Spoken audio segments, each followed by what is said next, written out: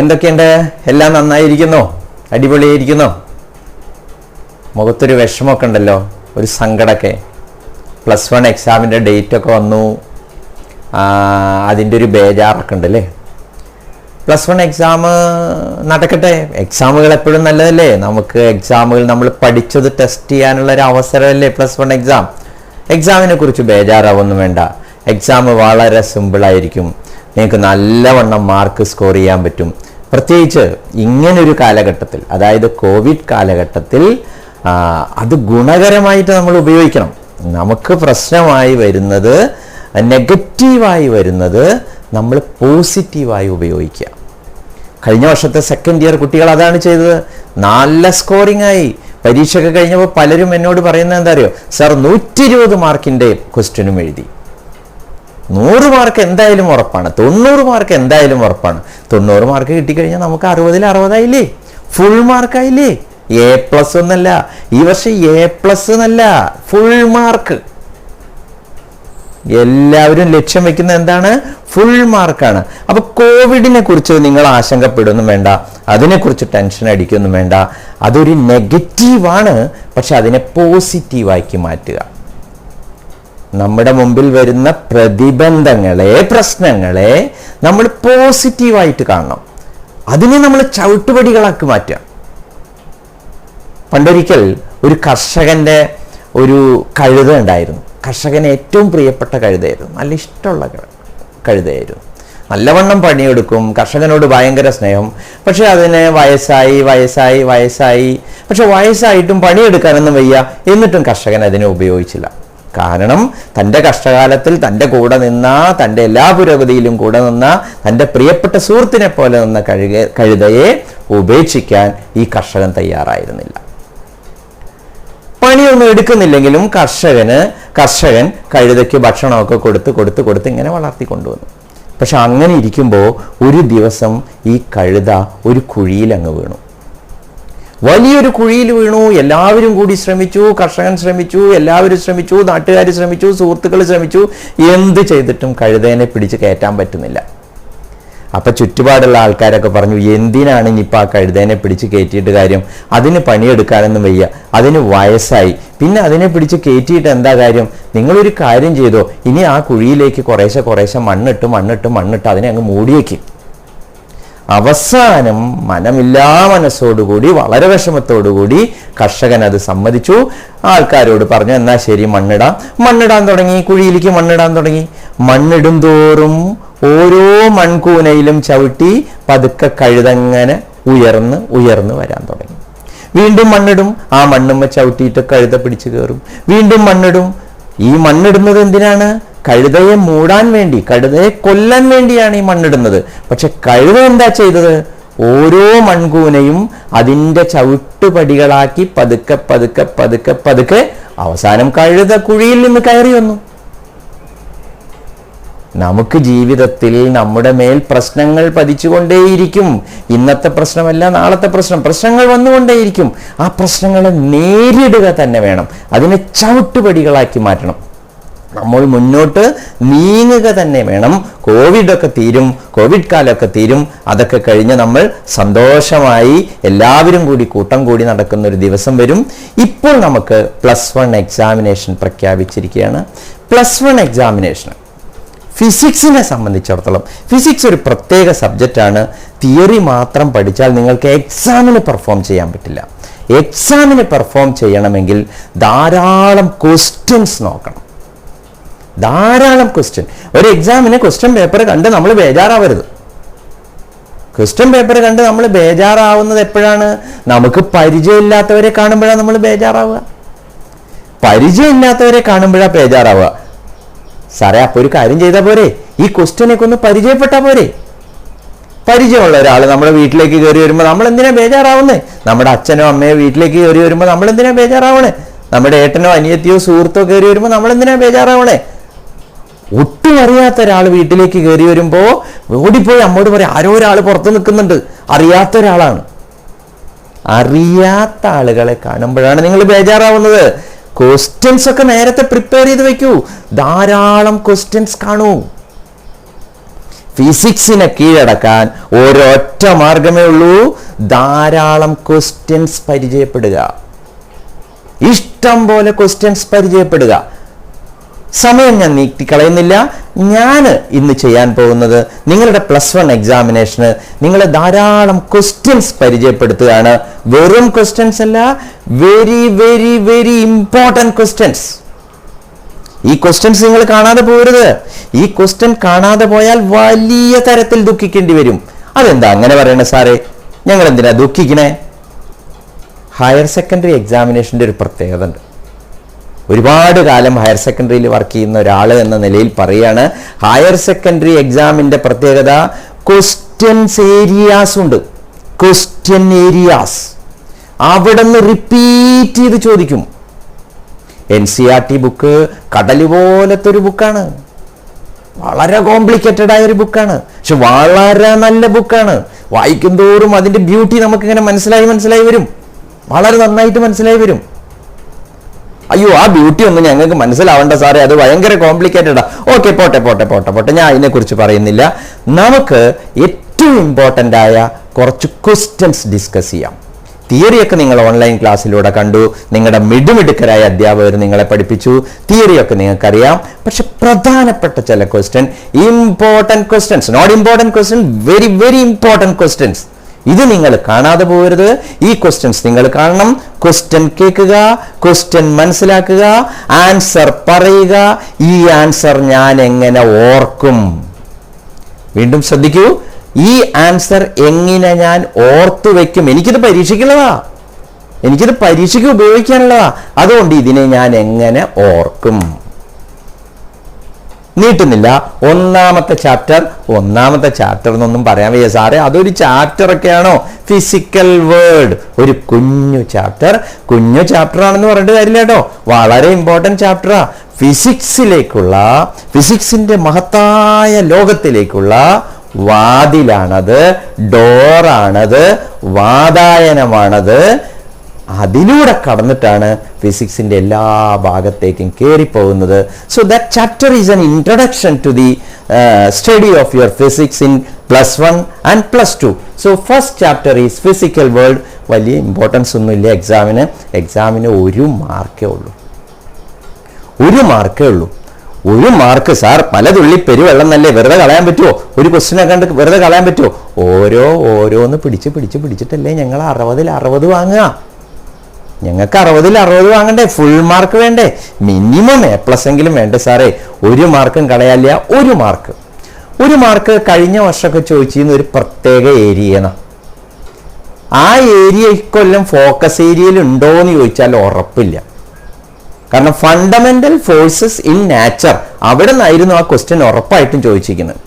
പക്ഷെ ഇക്കൊല്ലത്തെ scope and excitement of physics എന്നാണ് നമ്മുടെ ഫോക്കസ് ഏരിയ. അതുകൊണ്ട് ആ ഭാഗത്തു നിന്നുള്ള ഒരു ക്വസ്റ്റ്യൻ, ആദ്യത്തെ question, what are the 2 domains of physics? ഇങ്ങനൊരു ക്വസ്റ്റ്യൻ ചോദിക്കൊന്നുമില്ല പക്ഷെ ഇവിടെ നിന്നൊരു ക്വസ്റ്റ്യൻ നല്ല സാധ്യതയുണ്ട്. എന്താണ് അതിൻ്റെ അർത്ഥം എന്ന് പറയാം. ഫിസിക്സിന് 2 ഡൊമൈൻസ് ഉണ്ട്, 2 ഭാഗങ്ങൾ, 2 മേഖലകൾ, 2 ചിന്താസരണികളാ.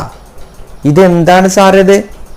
സാഹിത്യമാണ്. കുറച്ച് സാഹിത്യം കിടന്നോട്ടെ, ഫിസിക്സിൽ കുറച്ച് സാഹിത്യം കിടന്നോട്ടെ. ഫിസിക്സിനെ വേർതിരിച്ച് കാണരുത്. ഫിസിക്സിൽ സംഗീതമുണ്ട്, സാഹിത്യമുണ്ട്, സിനിമയുണ്ട്, പാട്ടുണ്ട്, എല്ലാം വേണം. ഫിസിക്സ് മാത്രമായിട്ടൊന്നും പഠിച്ചാൽ പോരാ, എല്ലാതും നിങ്ങൾ പഠിക്കണം. സോ ഫിസിക്സിനെ 2 ഭാഗങ്ങളായിട്ട് വേർതിരിക്കാം. Microscopic domain, macroscopic domain. Domain എന്ന് പറഞ്ഞ കിങ്ഡം, ഏരിയ, ചിന്താധാരകൾ എന്നൊക്കെ പറയാം.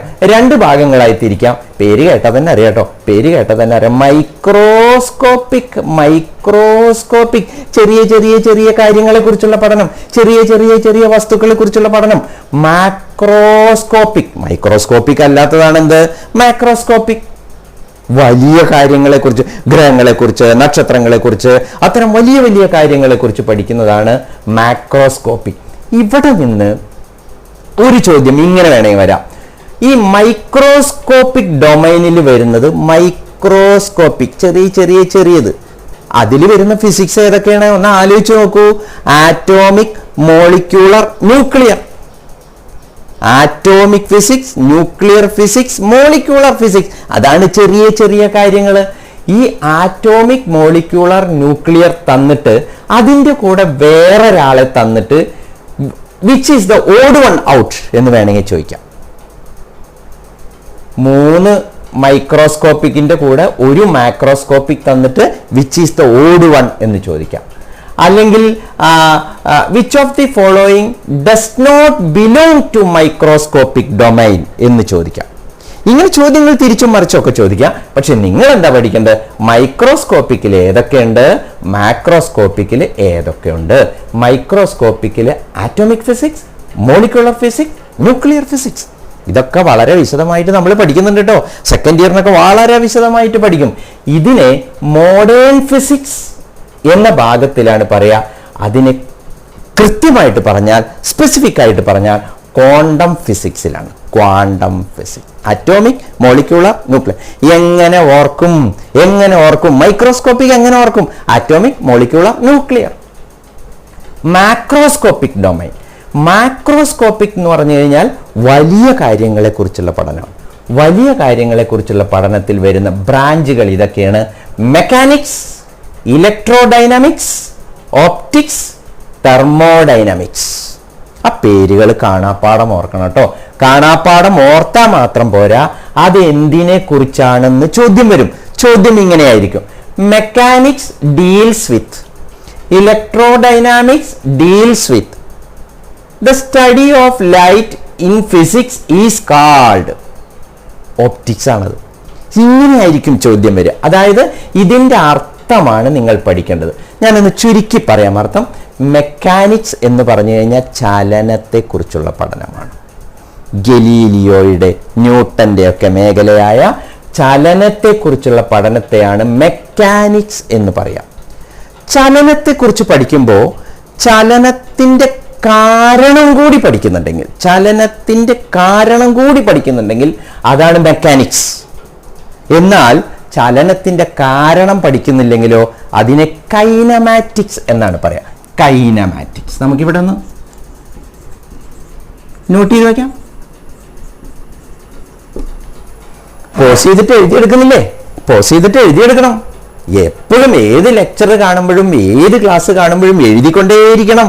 വലത്ത് കയ്യിൽ പേന വേണം, വലത്ത് കയ്യിൽ പേന, ഇടം കയ്യിൽ വാൾ എന്നൊക്കെ പറഞ്ഞ മാതിരി വലം കയ്യിൽ എന്താണ്, വലം കയ്യിൽ പേന വേണം. മെക്കാനിക്സ് എന്ന് പറഞ്ഞു കഴിഞ്ഞാൽ കാരണം കൂടി പഠിക്കും, ചലനത്തിന്റെ കാരണം കൂടി പഠിക്കും. കൈനമാറ്റിക്സിൽ എന്ത് പഠിക്കില്ല? കാരണം പഠിക്കില്ല. ഒരു ഉദാഹരണം, സൂര്യന് ചുറ്റും ഭൂമി കറങ്ങുന്നു. സൂര്യന് ചുറ്റും ഭൂമി കറങ്ങുന്നത് എങ്ങനെയാണ്? വൃത്താകൃതിയിലാണ്. ഒരേ ട്രാക്ക് കൂടെ തന്നെയാണോ? ഒരേ വേഗതയിൽ തന്നെയാണോ? ടൈം പീരിയഡ് എത്രയാണ്?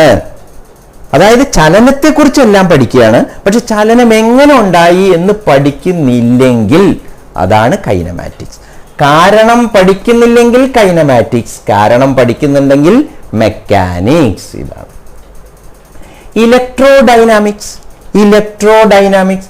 ഇലക്ട്രോഡൈനാമിക്സ് എന്ന് പറഞ്ഞു കഴിഞ്ഞാൽ ചാർജുകളെ കുറിച്ചുള്ള പഠനം. അതിൽ ഡൈനാമിക്സ് ചലനവുമായി ബന്ധപ്പെട്ടണം. മാഗ്നറ്റിസം ഇതിന്റെ കൂടെ വരും. ഇലക്ട്രിസിറ്റി, മാഗ്നറ്റിസം, അതുമായി ബന്ധപ്പെട്ട ചലനങ്ങൾ. ഈ ചലനത്തിന് വലിയ പ്രാധാന്യമാണ് ഫിസിക്സിൽ. എന്താണെന്നറിയോ? വർക്കിലാണ് മനുഷ്യന് താല്പര്യം. വർക്ക് മനുഷ്യന് ഭയങ്കര താല്പര്യമാണ്. കാരണം മനുഷ്യൻ ചെയ്യേണ്ട പണിയൊക്കെ ഫിസിക്സ് ചെയ്യുകയാണെങ്കിൽ നന്നായില്ലേ? സാർ എനിക്ക് വെള്ളം കോരാൻ വയ്യ, വേണ്ട മോട്ടർ ചെയ്തോളും. എനിക്ക് വിശറി എടുത്ത് വീശാൻ വയ്യ, വേണ്ട അത് ഫാന് ചെയ്തോളും. സാർ എനിക്ക് അമ്മിയും അരയ്ക്കാൻ പറ്റില്ല കേട്ടോ, വേണ്ടെന്നേ അത് മിക്സി ചെയ്തോളും. സാറേ എനിക്ക് തുണി കഴുകാൻ പറ്റില്ല, വേണ്ടെന്നേ അത് വാഷിംഗ് മെഷീൻ ചെയ്തോളും. വർക്ക് ആരെങ്കിലും ചെയ്യുമെങ്കിൽ അതിലാണ് മനുഷ്യന് താല്പര്യം. എനിക്ക് തൃശ്ശൂർ വരെ നടക്കാൻ വയ്യ, വേണ്ട നീ കാറിൽ പോയിക്കോളും, കാറ് നിന്നെ കൊണ്ടുപോയിക്കോളും, ആ പണി കാറ് ചെയ്തോളും. വർക്ക് ഉണ്ടാക്കുക എന്നുള്ളത് ഫിസിക്സിൽ വളരെ പ്രധാനപ്പെട്ട കാര്യമാണ്. ആ വർക്ക് ഉണ്ടാക്കാൻ ഫോഴ്സും ഡിസ്പ്ലേസ്മെന്റും ആണ്. വർക്കിന്റെ ഫോർമുല എന്താ?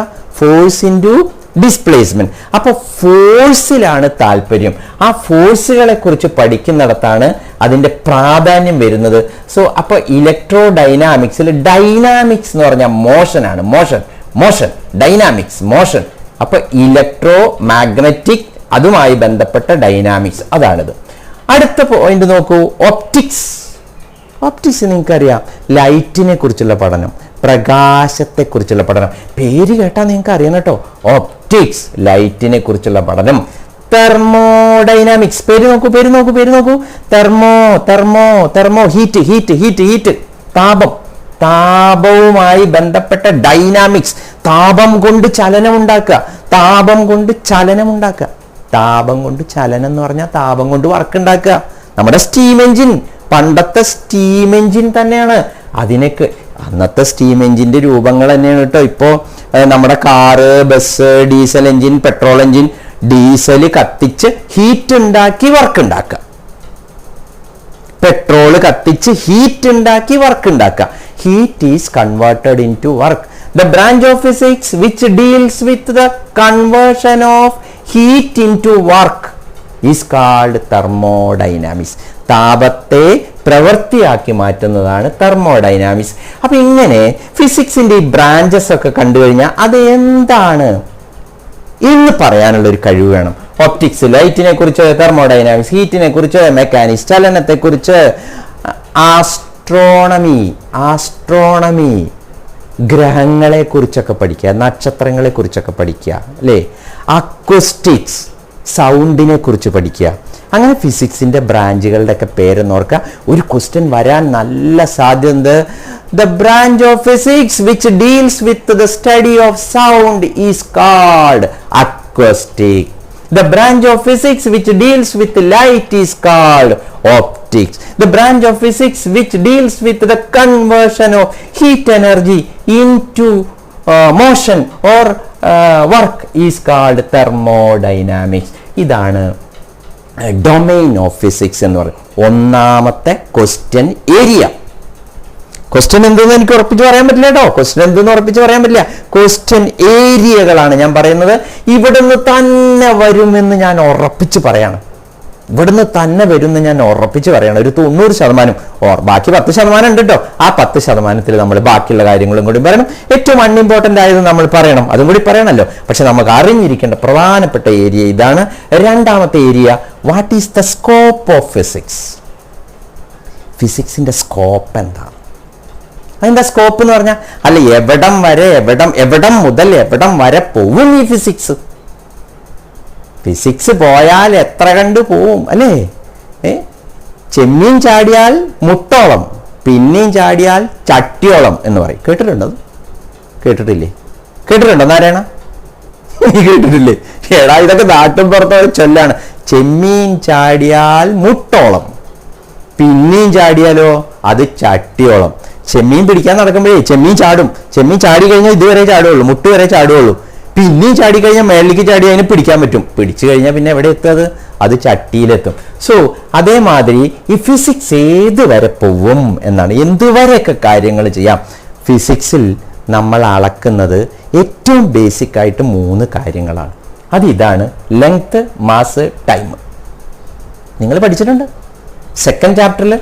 MLT എന്നാണ്, മാസ്, ലെങ്ത്, ടൈം. അങ്ങനെയാണ് ഓർക്കുക sir. MLT, mass, length, time. അപ്പോ ലെങ്ത് അളക്കുമ്പോൾ ഏത് മുതൽ ഏത് വരെ അളക്കും? മാസ് അളക്കുമ്പോൾ ഏത് മുതൽ ഏത് വരെ അളക്കും? ടൈം അളക്കുമ്പോൾ എത്ര മുതൽ എത്ര വരെ അളക്കാൻ ഈ ഫിസിക്സിന് കഴിയും? ഫിസിക്സിന്റെ സ്കോപ്പ് എത്ര? ലെങ്ത് അളക്കുന്നത് നോക്കൂ. ഓർത്ത് വെക്കണം ഈ ഡാറ്റ കേട്ടോ.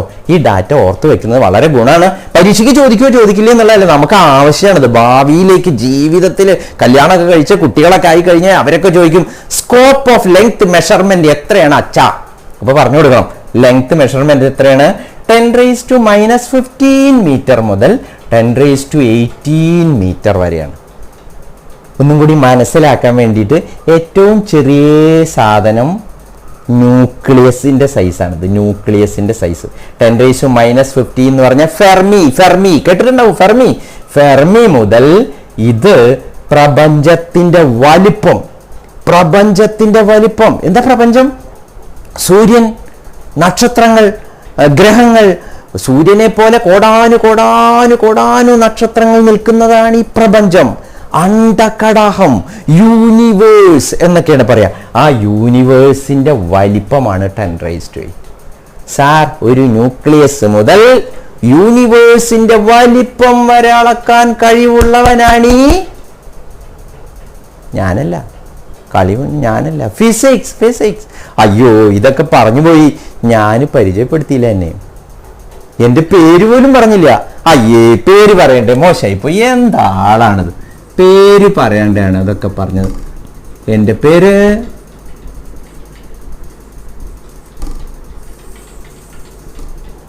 ഡോക്ടർ ജയൻ. ഇതാണ്. എന്തെങ്കിലുമൊക്കെ ആവശ്യമുണ്ടെങ്കിൽ വിളിക്കണമെങ്കിൽ എൻ്റെ നമ്പർ നോട്ട് ചെയ്തോളൂ. ഇതാണ് 9446691775. ഓക്കെ, ഇതാണ് എൻ്റെ നമ്പർ. എന്താ നമ്മൾ പറഞ്ഞത്? അപ്പൊ ലെങ്ത്തിന്റെ സ്കോപ്പ് ഇതാണ്. കേവലം ന്യൂക്ലിയസ് മുതൽ പ്രപഞ്ചത്തിന്റെ വലിപ്പം വരെ അളക്കാൻ ഫിസിക്സിന് കഴിയും. ന്യൂക്ലിയസ് മുതൽ പ്രപഞ്ചത്തിന്റെ വലിപ്പം, ന്യൂക്ലിയസ് മുതൽ യൂണിവേഴ്സിന്റെ വലിപ്പം. മാസ് എടുത്താലോ? മാസ് എടുത്തു കഴിഞ്ഞാൽ 10⁻30 കിലോഗ്രാം. 10⁻30 എന്ന് പറഞ്ഞാൽ ഇലക്ട്രോണിന്റെ മാസാ. ഇലക്ട്രോണിന്റെ മാസിന്റെ ഓർഡറാണ്, അതിന്റെ അടുത്താണ്. 10⁻30 മുതൽ 10⁻55 kg. 10⁻55 kg എന്ന് പറഞ്ഞാൽ എന്താണെന്നറിയോ? ഈ പ്രപഞ്ചത്തിന്റെ മുഴുവൻ ഭാരം. ഈ പ്രപഞ്ചത്തിലെ എല്ലാ നക്ഷത്രങ്ങളെയും, എല്ലാ ഗ്രഹങ്ങളെയും, എല്ലാ ചിഹ്നഗ്രഹങ്ങളെയും എല്ലാത്തിനെ എടുത്ത് ഒരു ത്രാസിൽ വെച്ച് തൂക്കി നോക്കിയാൽ അയ്യേ, ഇത്ര ഉണ്ടാവുള്ളൂ. 10⁻55 കിലോഗ്രാം ഉണ്ടാവുള്ളൂ. ഇത് വലിയ സംഖ്യയാണ്. എത്ര വലിയ സംഖ്യയാണ്! സോ ഇതാണ് പ്രപഞ്ചത്തിന്റെ ഭാരം. അപ്പോൾ പ്രപഞ്ചത്തിന്റെ നീളം, പ്രപഞ്ചത്തിന്റെ ഭാരം. അപ്പോൾ അവസാനമൊക്കെ പ്രപഞ്ചം, യൂണിവേഴ്സുമായി ബന്ധപ്പെട്ടതാണ്. അടുത്തത് ടൈം വളരെ ചെറിയ സമയമായ 10⁻22. വളരെ ചെറിയ സമയം. ആറ്റോമിക് റേഡിയേഷൻ ഒക്കെ ഉണ്ടാവുന്ന സമയമാണത്. വളരെ ചെറിയ സമയം, നമുക്കൊന്നും ചിന്തിക്കാൻ പോലും പറ്റില്ല. 10⁻22. 10⁻1 എന്ന് പറഞ്ഞാൽ 10-1. 10⁻2 എന്ന് പറഞ്ഞാൽ 100-1. 10⁻3 എന്ന് പറഞ്ഞാൽ 1000-1. 10⁻9 എന്ന് പറഞ്ഞാൽ 100 കോടിയിൽ-1. ഇത് -9 നിൽക്കണില്ല കേട്ടാ. ഇത് എവിടേക്കായി പോണേ? 10⁻22. അത്രയും ചെറിയ സമയം മുതൽ 10⁻18 സെക്കൻഡ് വലിയ സമയമാണ്. പ്രപഞ്ചത്തിന്റെ ആയുസ്സിന്റെ ഒപ്പം നിൽക്കുന്ന, പ്രപഞ്ചം ഉണ്ടായിട്ട് എത്ര കാലമായി എന്ന് നിൽക്കുന്ന അതിനോടടുത്തൊരു സമയം. ഇത്രയും വലിയ സമയങ്ങൾ അളക്കാനും പറ്റും. ഫിസിക്സിന് ഭയങ്കര സ്കോപ്പാണ്. നമ്മൾ ചോദിക്കില്ലേ, എഞ്ചിനീയറിങ്ങിന് സ്കോപ്പ് ഉണ്ടോ? എഞ്ചിനീയറിങ് ഏത് മുതൽ ഏതുവരെ പോവാം എന്നാണ് ചോദിക്കുന്നത്. മെഡിസിൻ ഇപ്പോൾ സ്കോപ്പ് ഉണ്ടോ? മെഡിസിൻ എടുത്തു കഴിഞ്ഞാൽ ഏത് മുതൽ ഏതുവരെ പോവാം? BSc ഫിസിക്സിന് സ്കോപ്പ് ഉണ്ടോ?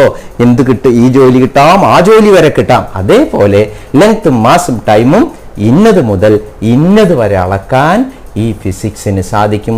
ഇതാണ് ഫിസിക്സിന്റെ സ്കോപ്പ് എന്ന് പറയുന്നത്. രണ്ടാമത്തെ ഒരു ഏരിയ ഇതാണ്. ചോദ്യം വരാൻ സാധ്യത കുറവാണ്, പക്ഷെ എന്നാലും അറിഞ്ഞിരിക്കണം. ഓർക്കാൻ വിഷമമൊന്നുമില്ല. നോക്കൂ, സൈസ് ആണെങ്കിൽ ന്യൂക്ലിയസിന്റെ സൈസ് മുതൽ, മാസ് ആണെങ്കിൽ ഇലക്ട്രോണിന്റെ മാസ് മുതൽ, ടൈം ആണെങ്കിൽ ആറ്റോമിക് റേഡിയേഷന്റെ ഒരു ടൈം മുതൽ, പിന്നൊക്കെ പ്രപഞ്ചവുമായി പ്രപഞ്ചത്തിന്റെ വലിപ്പം, യൂണിവേഴ്സിന്റെ സൈസ്, യൂണിവേഴ്സിന്റെ മാസ്, യൂണിവേഴ്സ് ഉണ്ടായ സമയം, അത്രയ്ക്കും വലിയ സ്കോപ്പാണ് ഫിസിക്സിന് ഉള്ളത്. സോ ഇതാണ് രണ്ടാമത്തെ ഏരിയ. ഇനി മൂന്നാമത്തെ ഏരിയ, അതുകൂടി നമുക്ക് പറയണം. Fundamental forces in nature. അതാണ് എപ്പോഴും ചോദിക്കുന്നത്. എല്ലാ വർഷങ്ങളിലും ക്വസ്റ്റ്യൻ അവിടെ നിന്നാണ് ചോദിക്കുന്നത്. പക്ഷെ ഇക്കൊല്ലം അത് സിലബസിൽ പ്രത്യേകം പറഞ്ഞിട്ടില്ല. സിലബസിൽ ഇല്ലാച്ചിട്ട് ചോദിക്കില്ല എന്നർത്ഥമില്ല കേട്ടോ. ചോദിക്കുകയൊക്കെ ചെയ്യും. ചോദിക്കാൻ നല്ല സാധ്യത ഉണ്ട്. കാരണം എല്ലാം ഫോക്കസ് ഏരിയ എന്നായിരിക്കില്ല ക്വസ്റ്റ്യൻ. ഫോക്കസ് ഏരിയയിൽ നിന്ന് ഫുൾ മാർക്ക് വാങ്ങാനുള്ള ക്വസ്റ്റ്യൻ ഒക്കെ ഉണ്ടാവും, 80 മാർക്കൊക്കെ ഉണ്ടാവും. പക്ഷെ അതിൻ്റെ മേലെ അപ്പുറത്തുനിന്ന് ചോദിക്കാം. അതുകൊണ്ട് ഈ fundamental forces in nature important അല്ലെങ്കിലും നമുക്ക് അതുകൂടി ഒന്ന് പറയണം ഈ ചാപ്റ്ററിൽ. അതുകൂടി പറഞ്ഞാൽ ഈ ചാപ്റ്റർ കംപ്ലീറ്റ് ആയി. നമുക്ക് അതുകൂടി ഒന്ന് പറയാം.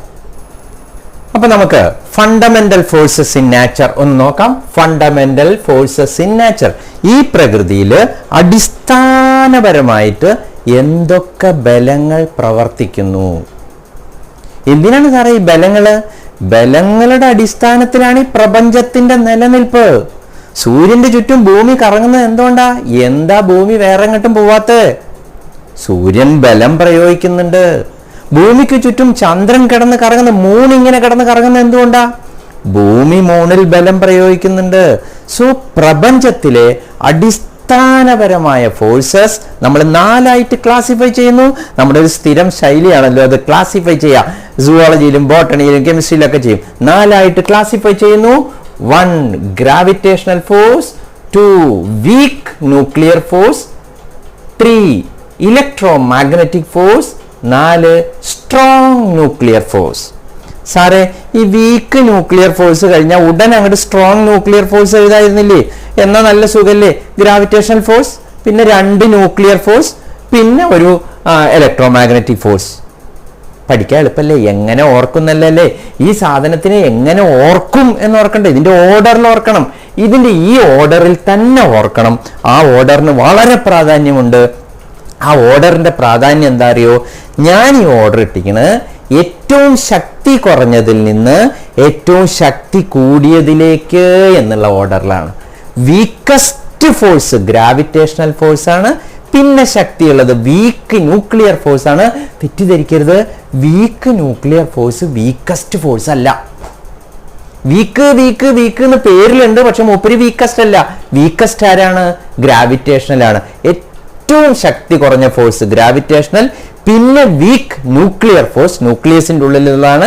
Electro magnetic force, electromagnetic force എന്ന് പറഞ്ഞാൽ 2 ചാർജുകൾ തമ്മിലുള്ള ബലം, പോസിറ്റീവും നെഗറ്റീവും കൂടി അടുത്തേക്ക് വന്നാൽ ആകർഷിക്കും, പോസിറ്റീവും കൂടി വന്നാൽ റിപ്പൽ ചെയ്യും.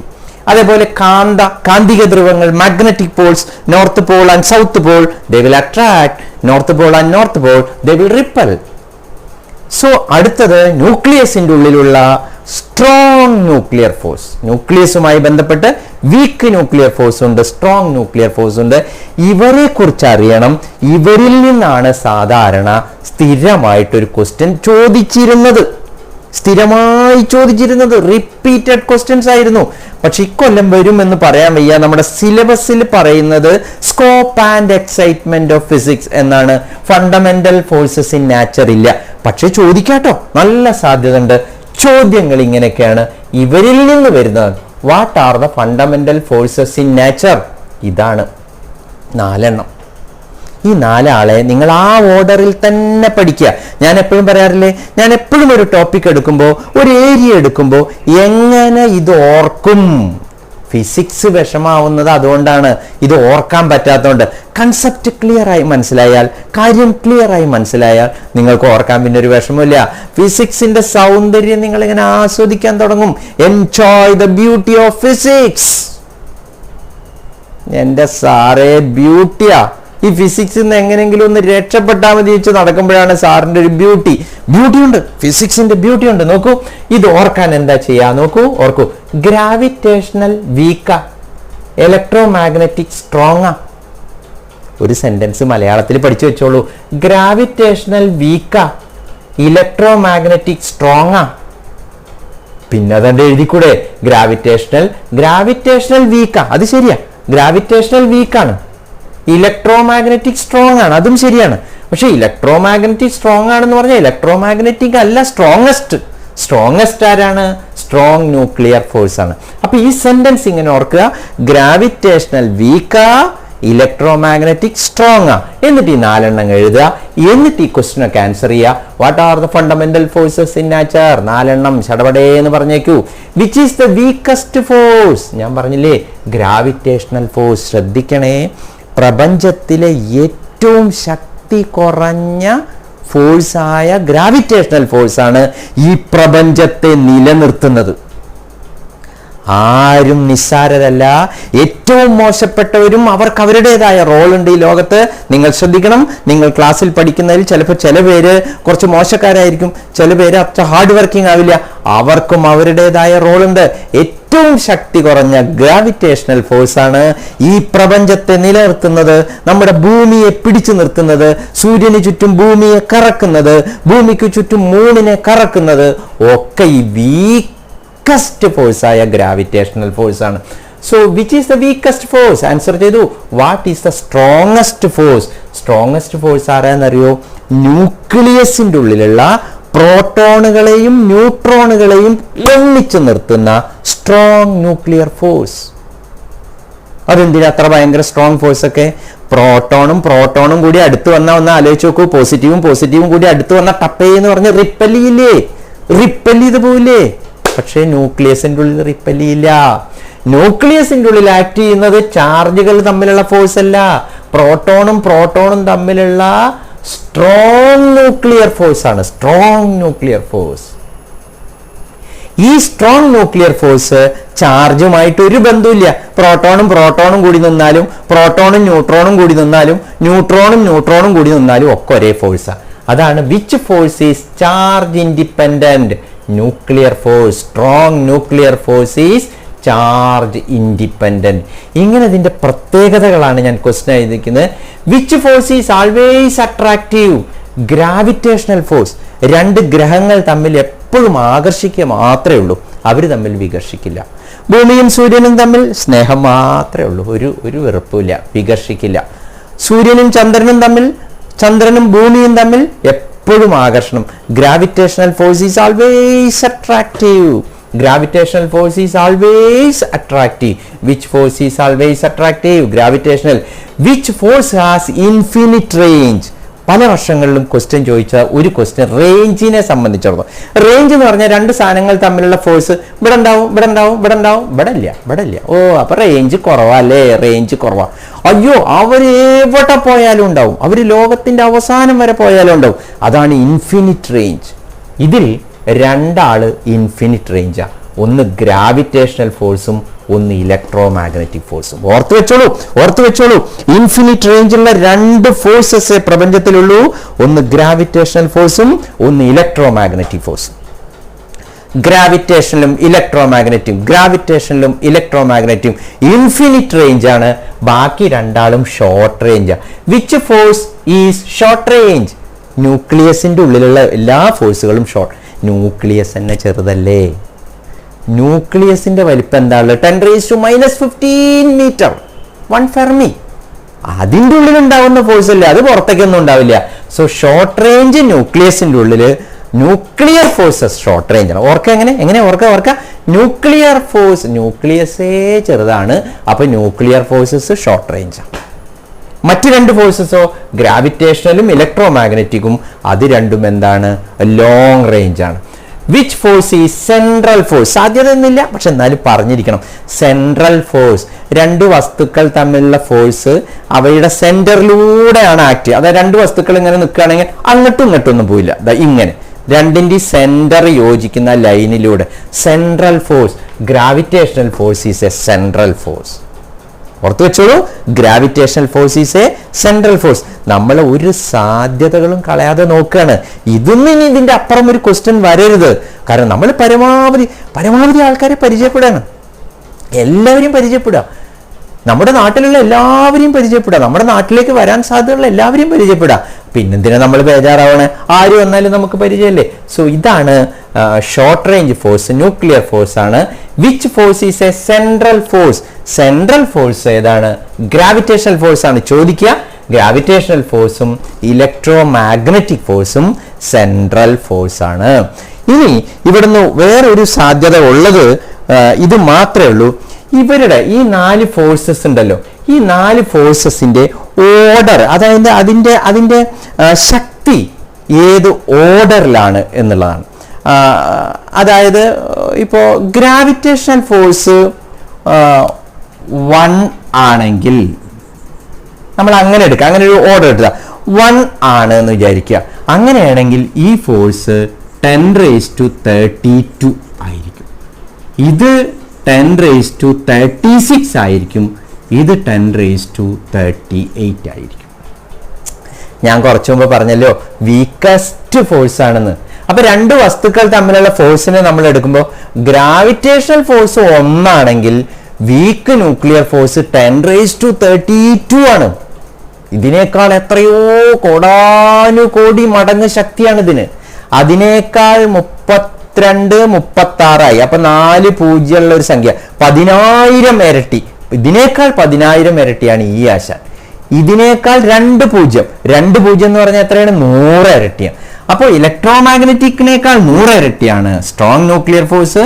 വീക്കിനേക്കാൾ 10,000 ഇരട്ടിയാണ്. ഇത് ഗ്രാവിറ്റേഷണലിനേക്കാൾ എത്ര ഇരട്ടിയാണ് ഇതെന്ന് പറയാൻ പറ്റില്ല. കാരണം 10⁻32 10⁻9 ആവുമ്പോൾ തന്നെ 100 കോടിയൊക്കെ ആയി. അത് നമുക്ക് പറയാൻ പറ്റില്ല. അപ്പൊ റിലേറ്റീവ് സ്ട്രെങ്ത് കൂടി ഒന്ന് ഓർത്തിരുന്നാൽ വളരെ വളരെ നല്ലതാണ് എന്നാണ് പറയുന്നത്. സോ ഇതാണ് നമ്മുടെ ഫസ്റ്റ് ചാപ്റ്ററിലെ പ്രധാനപ്പെട്ട കാര്യങ്ങളൊക്കെ. നമുക്ക് സെക്കൻഡ് ചാപ്റ്ററുമായിട്ട് ഉടൻ വരാം. അപ്പോൾ ഈ ചാപ്റ്റർ നന്നായിട്ട് പഠിക്കൂ. 1 മാർക്കോ 2 മാർക്കോ ആണെങ്കിലും എത്രയാണെങ്കിലും അത് നമ്മൾ പിടിക്കണം, അത് കളയരുത്. ബാക്കി ചാപ്റ്ററുകളൊക്കെ ആയിട്ട് വരാം. ഈ ചാനൽ നിങ്ങൾ സബ്സ്ക്രൈബ് ചെയ്യൂ. അപ്പോൾ അടുത്ത വീഡിയോ നിങ്ങൾക്ക് കൃത്യമായി കിട്ടും. മാത്രമല്ല ലൈക്ക് ചെയ്യൂ, കമൻസ് ഒക്കെ ധാരാളം ഇടൂ. നമ്മൾ തമ്മിലുള്ള ബന്ധം തുടർന്ന് പോകട്ടെ. നിങ്ങളുടെ നല്ല സുഹൃത്തുക്കൾക്ക് ചാനൽ ഷെയർ ചെയ്ത് കൊടുക്കൂ. അവരൊക്കെയും കാണട്ടെ, അവരൊക്കെയും പഠിക്കട്ടെ. നമ്മുടെ സൗഹൃദ വലയത്തിൽ, നമ്മുടെ സുഹൃത്ത് സർക്കിളിൽ അവരൊക്കെയും വരട്ടെ. അപ്പോൾ നമുക്ക് അടുത്ത വീഡിയോ ആയിട്ട് കാണാം. Thank you.